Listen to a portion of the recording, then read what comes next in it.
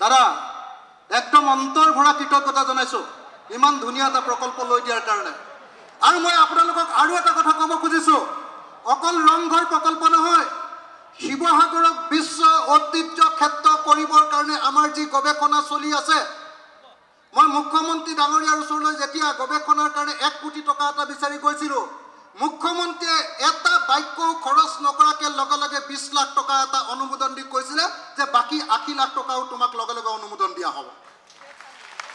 গতিকে এই মুহূৰ্তত মই মুখ্যমন্ত্ৰী হিমন্ত বিশ্ব শৰ্মা ডাঙৰীয়াক এই কামটোৰ কাৰণে ধন্যবাদ জনাইছো। এতিয়া শিৱসাগৰত আমি ৰংঘৰ প্ৰকল্প নামৰ এটা অতি বিতোপন প্ৰকল্প স্থাপন কৰিবলৈ লৈছো, আৰু এই প্ৰকল্পৰ সমস্ত কৃতিত্ব এই মুহূৰ্তত মই হিমন্ত বিশ্ব শৰ্মা ডাঙৰীয়াৰ ওপৰত অৰ্পণ কৰিব খুজিছো। ডক্টৰ হিমন্ত বিশ্ব শৰ্মাই এই যি ৰংঘৰ প্ৰকল্পৰ কাৰণে যি আগ্ৰহ প্ৰকাশ কৰিছে, ৰংঘৰ প্ৰকল্পৰ কাৰণে 118 কোটি টকাৰ চেংচন কৰি দিছে, আৰু লগতে 118 কোটি টকাৰ লগতে প্ৰায় 31 কোটি টকাৰ আমাৰ লেণ্ড কম্পেনচেশ্যনৰ কাৰণে, লেণ্ড একুইজিশ্যনৰ কাৰণে প্ৰদান কৰিছে। তাৰ ফলত আমি এনেকৈ এটা খুব সুন্দৰ প্ৰকল্প ইয়াতে আৰম্ভ কৰিবৰ কাৰণে সক্ষম হৈছো। তাৰ সেই সপোনৰ আৰম্ভণি আজি হৈছে।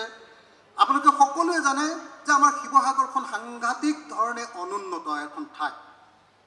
এফালে হয়তো যোৰহাটলৈকে কিছু উন্নয়ন হৈছে, আৰু আমাক পাৰ হৈ গৈ ডিব্ৰুগড়তো কিছু উন্নয়ন হৈছে, কিন্তু আমাৰ শিৱসাগৰখনত সঁচাকৈ উন্নয়নে একেবাৰে ভালকৈ স্পৰ্শ কৰিব পৰা নাই।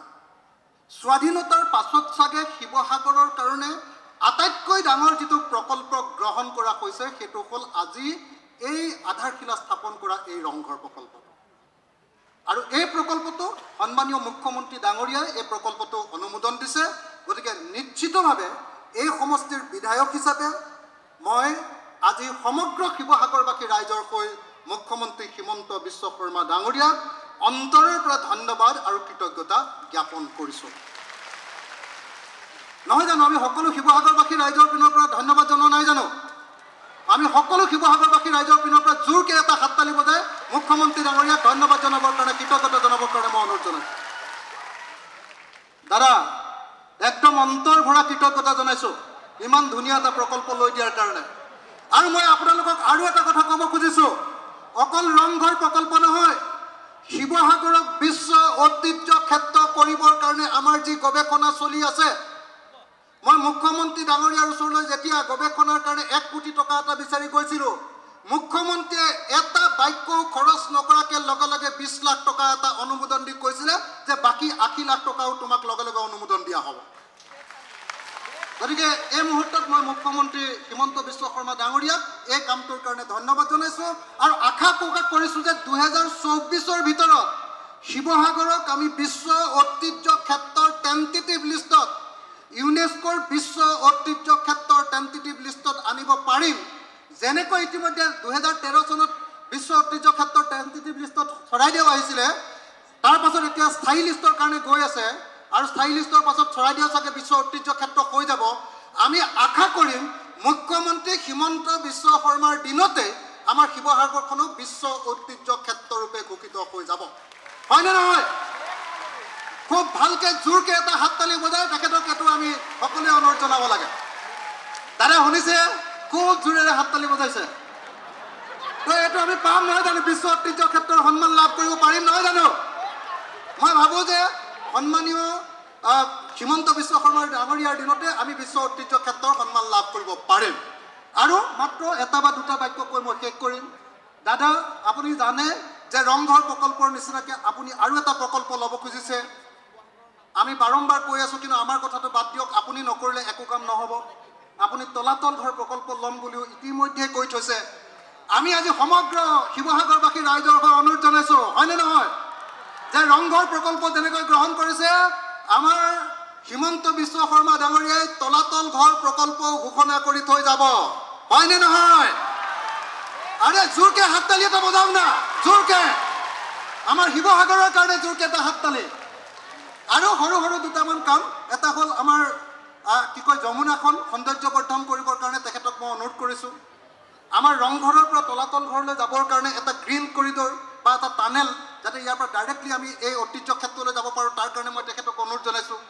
আৰু বিশেষভাৱে আমাৰ এই কি কয় ৰংঘৰ চাৰিআলিৰ যিখন দিখৌ দলং আছে সেই দিখৌ দলংখন একেবাৰে ঠেক আমাৰ টাউনখনলৈ সোমোৱাৰ ৰাস্তাটো তেনেই সৰু গতিকে এই দলংখন আৰু এখন দলং দিম বুলি তেখেতে মোক কৈ থৈছে এইখন নিশ্চয় দিবই তেখেতে মই সকলোকে হাত তালি বজাই দিখৌৰ কাৰণে এখন নতুন দলং লাগেনে নালাগে লাগে নহয় জানো তেখেতে চাব তেখেতৰ দিনত এইকেইটা কৰি থৈ যাব মোৰ বিশ্বাস আছে তেখেতে এইকেইটা কাম কৰি থৈ যাব আমাৰ কাৰণে হয়নে নহয় আৰু লগতে দিখৌৰ যিখন আমাৰ 200 ষ্টীলৰ ব্ৰিজখন সেইখন সংৰক্ষণ কৰিম বুলি তেখেতে কৈ থৈছে গতিকে এইটো কৰিব বুলি আশা কৰিছোঁ আৰু বেছি দীঘলীয়াকৈ নকওঁ বেছি দীঘলীয়াকৈ কৈ থাকিলে তেখেতে আৰু আমাৰ আটাইতকৈ এছিয়াৰ আটাইতকৈ ডাঙৰ যিটো পুখুৰী আমি শিৱসাগৰ পুখুৰীৰ কাৰণে 10 কোটি টকাৰ চেংচন কৰাইছোঁ দেই ইতিমধ্যে সেই প্ৰকল্পটো নতুনকৈ শিৱসাগৰ পুখুৰীটো ধুনীয়া কৰা হ'ব সৌন্দৰ্যবৰ্ধক এতিয়া তেনেকৈ আমাৰ জয়সাগৰ পুখুৰীটোৰ কাৰণেও তেখেতে এটা প্ৰজেক্ট কৰি থৈ গ'লে তেখেতক আৰু আমি একেবাৰে শিৱসাগৰৰ তৰফৰ পৰা কেৱল কৃতজ্ঞতাই জনাই থাকিম নহয় জানো সকলোৱে নহয় জানো দাদা শুনি আছেনে নাই